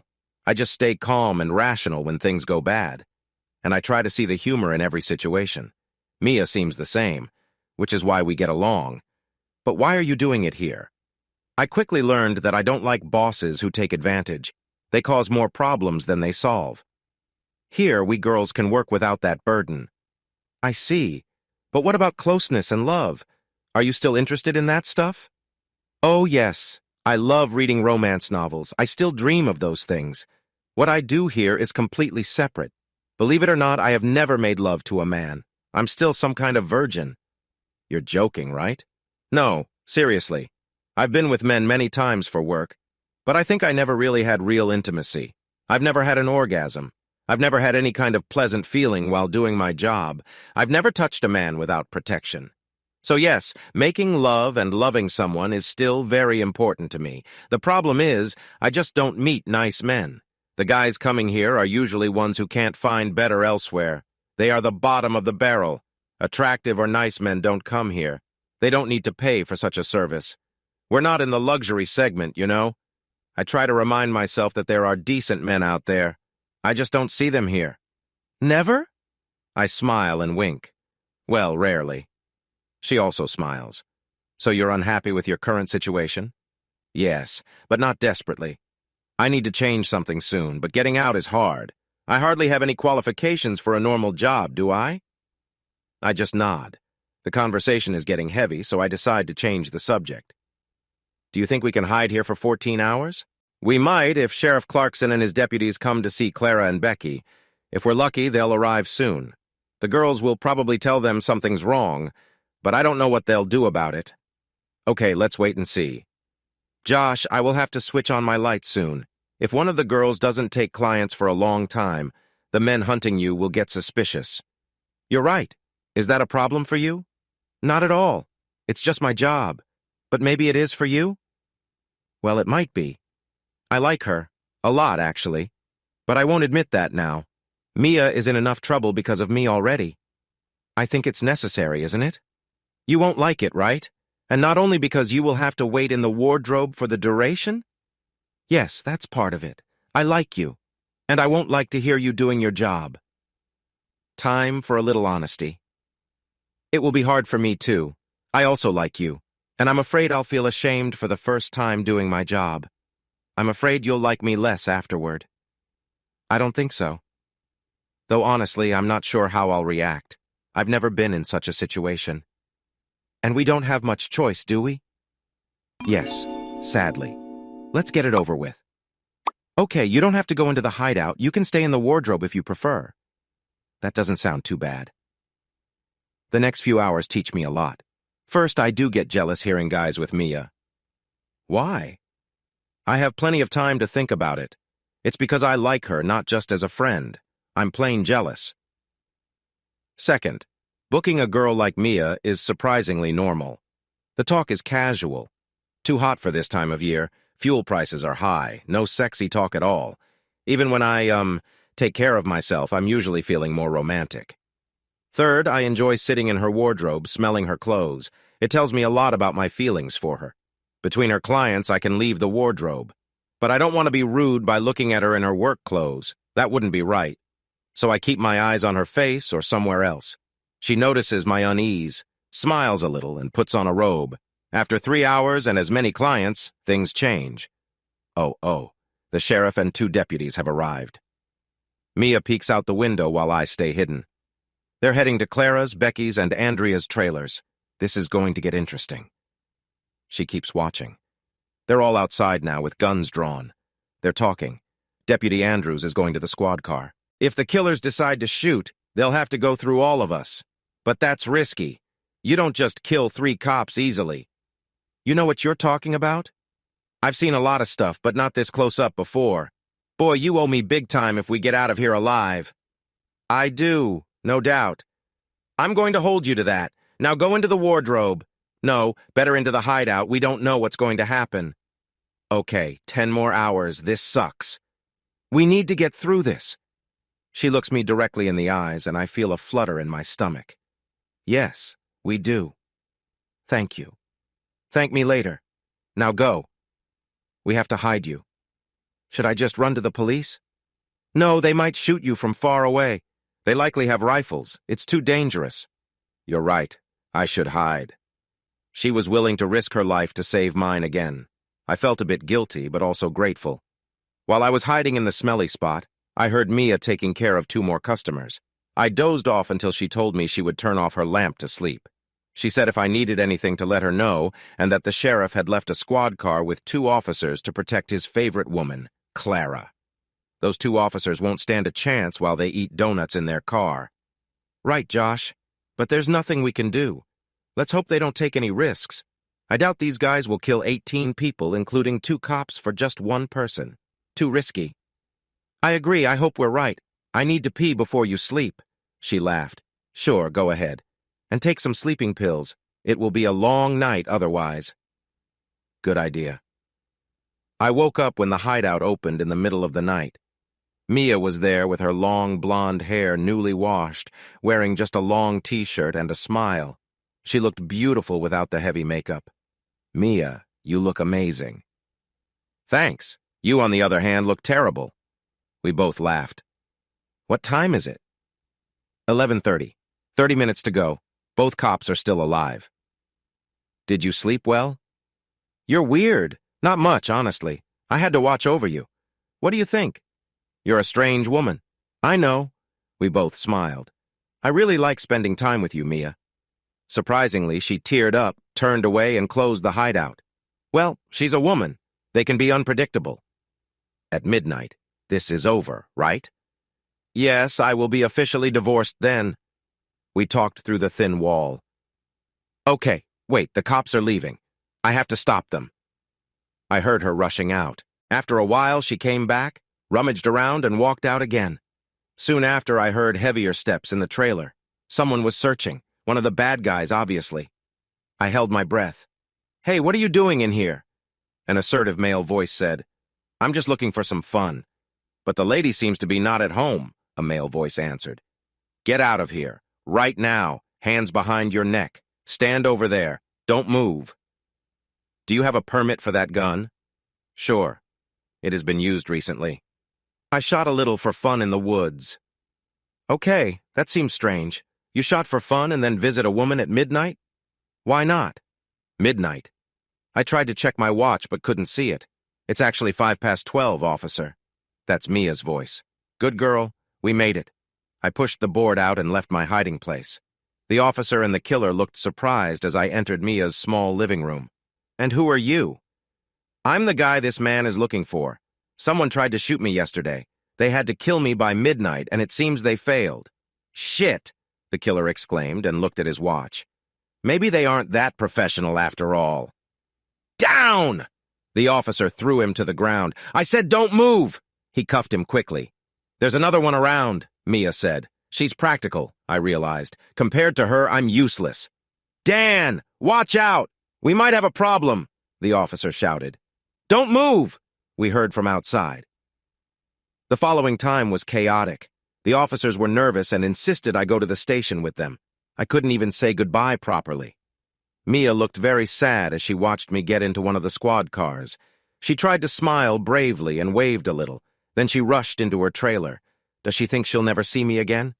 Nothing I can do about that now. The squad car was already leaving. I decided not to press charges against anyone. I didn't want to live in fear until I could testify in a trial. I didn't want to change my name in a witness protection program. I hadn't seen the face of anyone actually shooting at me. It could have been anyone in the trailer park. The trial would lead nowhere. It wasn't worth it. I didn't even mention my damaged car. It would just be taken as evidence. And I needed it. For more important things than a pointless fight against the guys my ex hired. They likely wouldn't rat her out anyway, as they weren't in real danger of being convicted, and I didn't care about these guys. So I had to accept that they would walk out of the police station with me. One even congratulated me on surviving. I wouldn't have bet on it. You're a good driver and a fast runner. Well done. Weird. Did he expect a high five from me? This was more personal than a competition. Were you hired by a man or a woman? We never talk about such things. But women can be real trouble, generally speaking. He grinned and walked away. That's all I needed to know. My ex had hired them personally, not her lover. I charged my phone at the police station, called a tow truck, and picked up my car with the mechanic. 2 days later, I left my hotel room after getting my repaired car earlier. My car looks brand new again, even cleaned off the bird droppings, and I'm just sitting in it, feeling pleased. I've grown really attached to this car. I mean, it's the only car that's kept me safe during a scary car chase. I hope it's the only one ever. I don't think I'll ever sell it. I start the engine but let it run for a moment without moving. I enjoy the cool air from the air conditioning. It feels like a big moment in my life, like I'm at a crossroads. One path looks dark and unwelcoming, representing the single life I chose after my failed marriage. The other path is bright with colorful, blinking signs. A big hand is calling me towards it, and it's marked MIA in glowing letters. So I finally put the car in gear and drive to the trailer park. What will I find there? Will she still be there? Will she want to come with me into an uncertain future? She seemed comfortable where she was. Her job doesn't really bother me much. Well, there's only one way to find out. My car finally arrives at the trailer park. It took me a while to find it, even with directions from one of the officers. And to be honest, I'm a bit nervous. A lot depends on what happens next. This time, most of the women are outside. They sit on porches, gathered around one person. I get out of the car and walk slowly towards the group, expecting Mia to be among them. To my surprise, she's the one in the middle. And even more surprisingly, they all seem to be comforting her. As I get closer, I see that she's crying a lot, and the others are trying to make her feel better. One of them notices me, stands up and walks over. Sorry, man. We're closed today. Please come back tomorrow. I'm surprised by how kind these women are. They're giving up a day's pay to help a friend in trouble. No, I'm not a customer.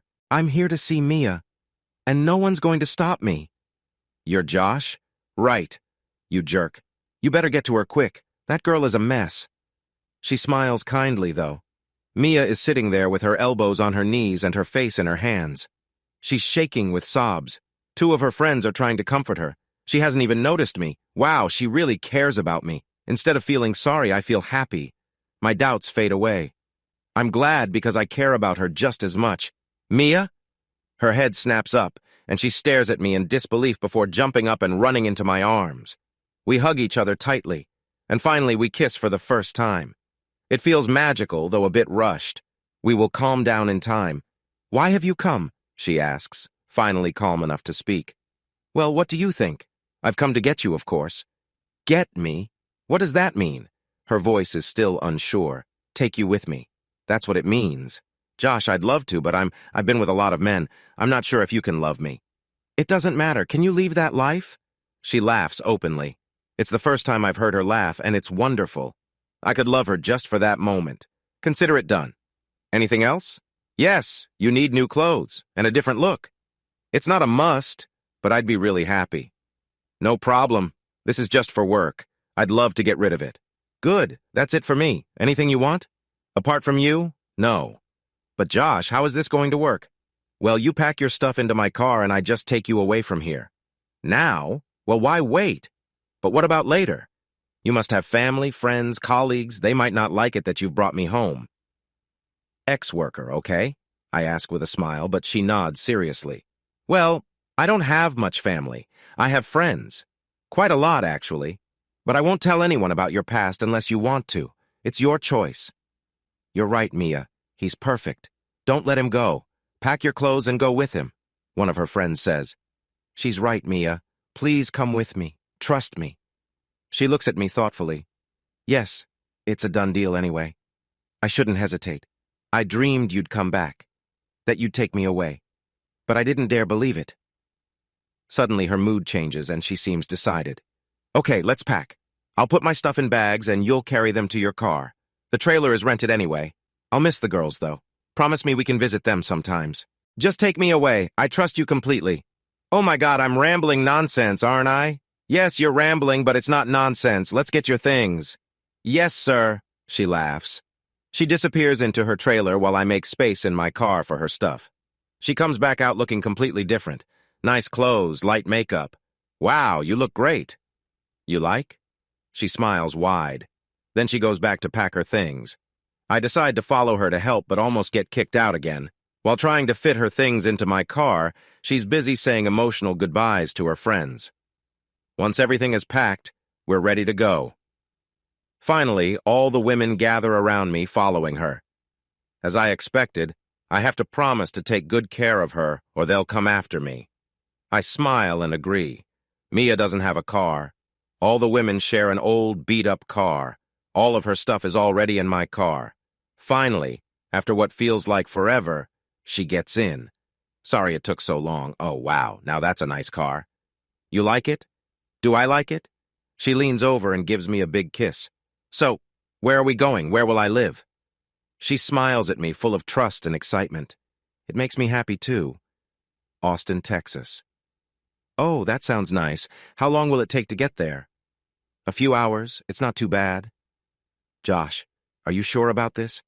This is your last chance to back out. Are you crazy? You belong with me. I can't leave you here. You don't belong in that trailer. You're coming with me. Even if it doesn't work out, I'll help you get back on your feet. Oh, it's not working out now. It is? Nope, not really, she says, looking playful. Right, but let's worry about that later. Right now, we're starting new lives. Okay, let's not talk about anything serious. We both need to leave the past behind. Deal. Let's just enjoy the ride. And it turns out that driving with her is much more fun than driving alone. Actually, I'm enjoying it a lot. A few hours later, we pull into my driveway and Mia looks amazed. Are you kidding me? My big, modern, mansion-like house comes into view and she gasps in shock. Josh, she says in a mock scolding way. did you forget to mention something? This can't be your house, right? Well, it is, I say shyly. Oh, wow.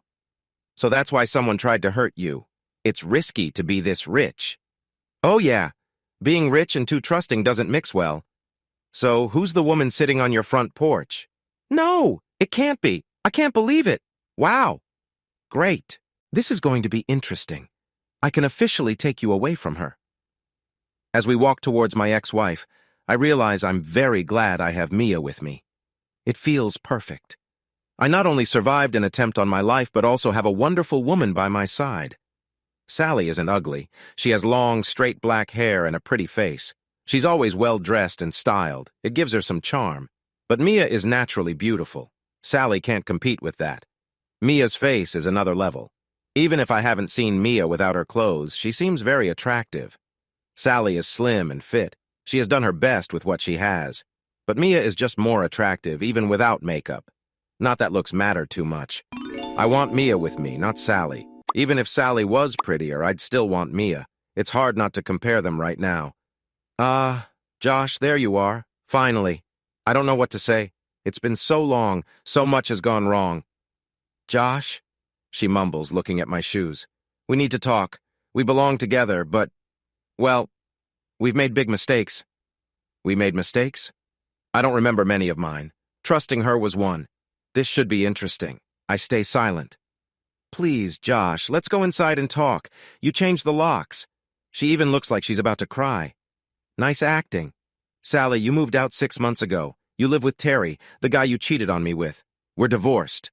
Remember? Josh. She's wringing her hands. Her performance is spot on. Terry was a mistake. Please believe me, I love only you. I know I've made many mistakes, but let me make it up to you. Please, I'll do anything. I'll be the best wife ever. Give me a chance, Josh. Sally, may I remind you that you live with Terry now? We're divorced. I don't see Terry anymore. I left him right after. I never wanted to hurt you. Right. You hired some guys to do that. What are you talking about? Nothing. So, let me get this straight. You married me, but rarely wanted to be close. When we did, it was boring. Like you didn't really care. Then I got suspicious and hired a private investigator. The report said you were with a guy named Terry Richards, doing more exciting things with him than me. When I caught you, you were with him.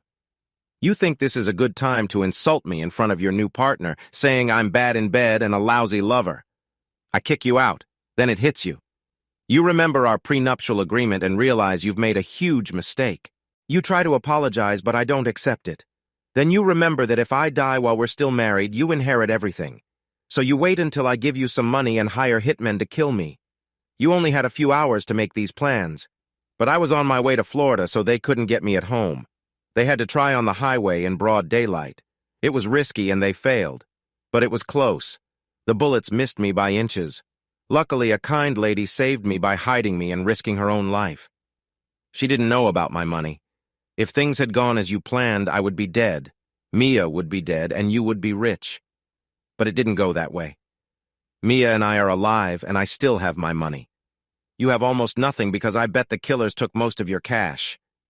Mia smiles widely while Sally looks a bit embarrassed. But I'm not done yet. So I have a tough choice. Woman A is pretty, doesn't love me, only wants my money, and tried to have me killed. Woman B is beautiful, seems to love me for who I am, and saved my life. What a tough decision. Well, maybe it's a surprise, but I choose B. Mia. Mia laughs out loud now. Wow, she looks absolutely amazing. Mia, you are really something special, you know. She hugs and kisses me deeply. Wow, I think this whole thing might have been worth the risk. The reward is unbelievable, and I almost feel like thanking Sally for it.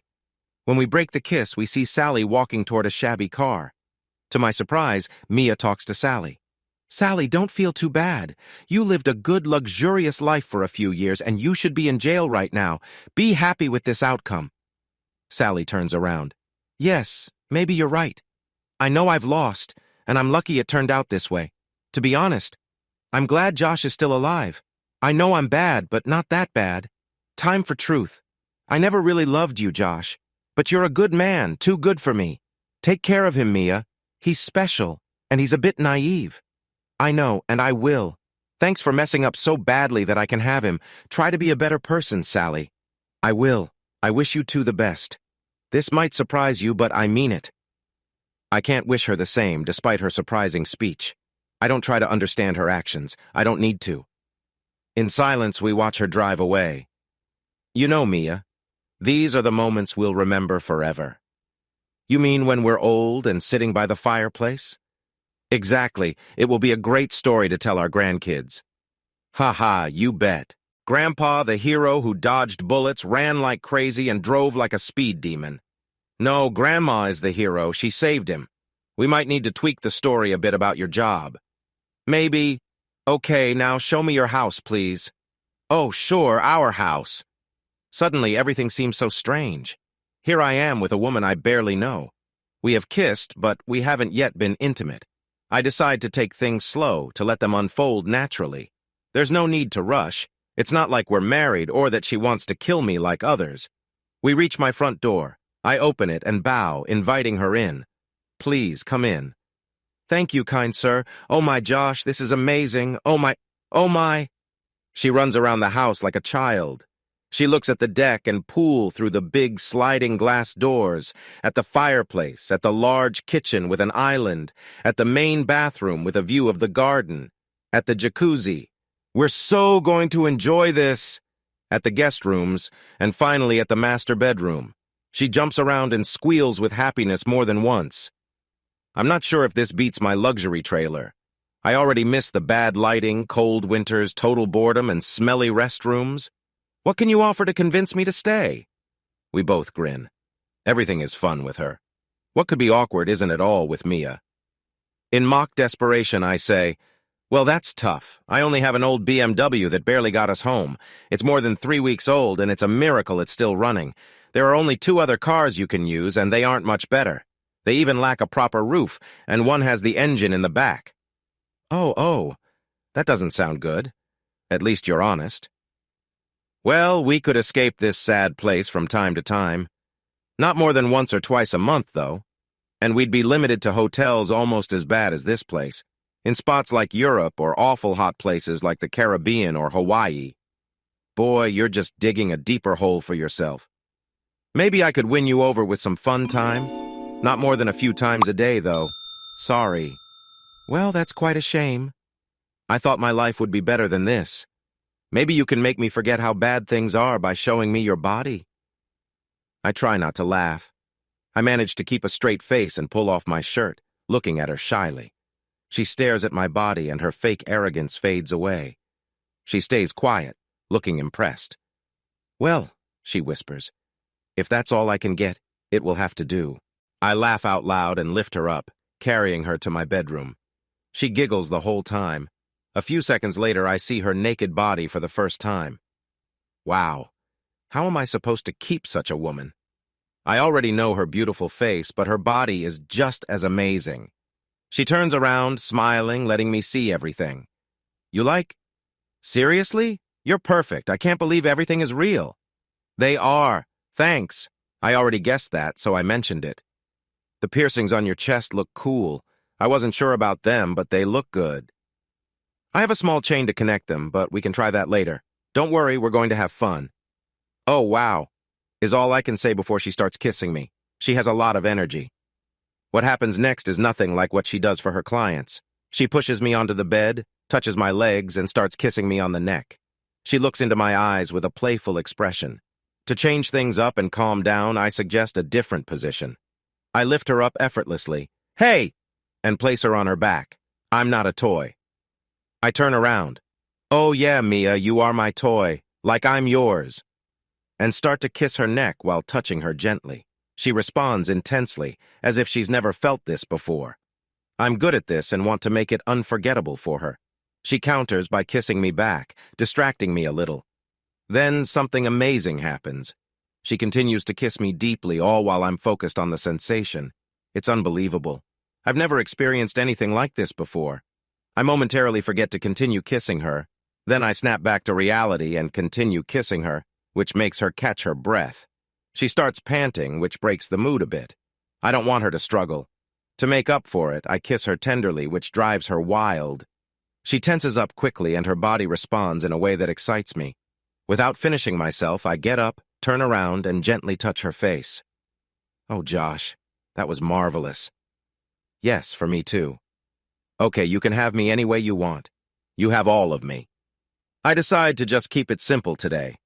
I think trying more complex things might spoil the mood, so I choose a simple and tender approach. It turns out to be the right choice. I bring her to several climaxes by kissing her tenderly and moving gently. No rushed movements. Most women don't like that anyway. She's amazing to watch during her moments. I've never been with a woman who can respond like this. Finally, I can't hold back any longer and reach my own climax. Afterward, we lie in bed, happy and worn out. Josh, you'll never get rid of me now. This is perfect. If needed, I'll use handcuffs or glue to keep you near me. Not necessary. Oh, I have an idea. I saved your life. You're mine now. Lucky me. She winks cutely. I'm happy, happier than I've ever been. I'm smiling foolishly, but I don't care. I'm already hooked on this woman. How can I keep her? She's so beautiful. She can have any man she wants. Josh? Yeah.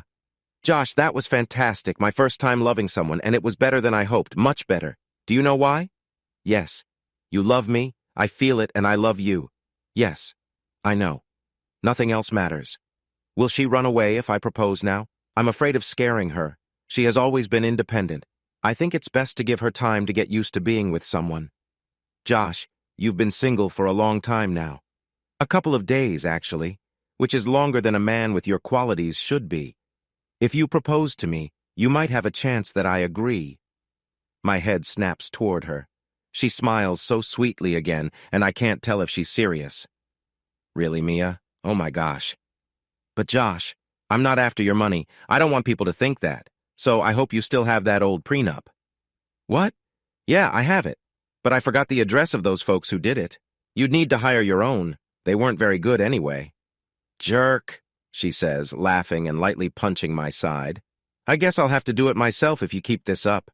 How about an overdose of hugs as your punishment? We both smile and cuddle for a while. I think we should buy you a ring tomorrow, I say after a few minutes of quiet. Sure, she laughs a little. She's clearly unsure if I'm serious. That's what happens when you joke all the time. People can't tell when you mean it. Seriously. What? Josh, I'm just joking. Josh, I'm not. Oh, Josh, you're serious. Thank you. Yes, just in case you just proposed. Yes, yes. She suddenly starts to tear up and hugs me tightly. Oh, I think I did. Great. Thanks for accepting. I kiss her deeply. What are you thanking me for? For being you, for loving me, for letting me save you. She's smiling again. She changes mood so quickly, like a child. Nothing serious sticks for long. Happily. Okay, my fiancé, where do we get my ring? Just so it's clear, I'd be happy with a ring made from a can tab. Place Vendôme. What? Where's that? Never heard of it. Oh, they have the best can tab rings there, my sweet fiancé. Wow, thank you, Josh. You really seem serious. I am. Expect me on one knee as soon as we've bought a ring. She has already taken my iPad and searches for Place Vendôme. No way. Wow. Paris. And with that, she hugs me so tightly I can hardly breathe. But I never want her to stop. Some things are just more important than breathing. The comments section is always welcome, and don't forget to let me know which of these two stories you like better. Hey, audience! If you like this video and want to keep up with more thrilling stories, make sure to subscribe to Prince Cheating Tales and hit the notification bell. You don't want to miss out on our upcoming adventures. Thanks for watching, and we'll see you in the next wonderful story.